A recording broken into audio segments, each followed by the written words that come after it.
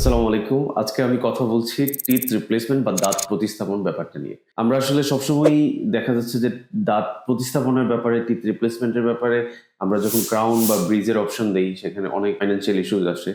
অনেকগুলো টাকা খরচের ব্যাপার আসে। সেই সিদ্ধান্তের কথা চিন্তা করে আমরা অনেকেই দাঁত ফেলে দেওয়ার কথা ভাবি। তো দাঁত ফেলে দেওয়ার ডিসিশনটা আসলে সবসময় সব ক্ষেত্রে পারফেক্ট ডিসিশন তা কিন্তু না। এটা ভবিষ্যতের জন্য খুবই হুমকিস্বরূপ। কারণ দাঁত যখন আমরা ফেলে দেই, সেটা যদি একমাত্র নড়ে না, মোবিলিটি না হয়, দাঁত যদি 3 ডিগ্রি মোবিলিটি না হয় যে কোনোভাবেই এটা রাখা পসিবল না, সেই ক্ষেত্রে আমরা দাঁত ফেলে দেওয়ার ডিসিশনটা নেই। আদারওয়াইজ প্রত্যেকটা দাঁত রাখার মতো বর্তমান প্রযুক্তি আছে এবং বর্তমান প্রযুক্তিতে আমরা বিভিন্ন ধরনের ইন্সট্রুমেন্ট ইউজ করে দাঁত রাখার প্রযুক্তিতে আমরা কাজ করে যাচ্ছি।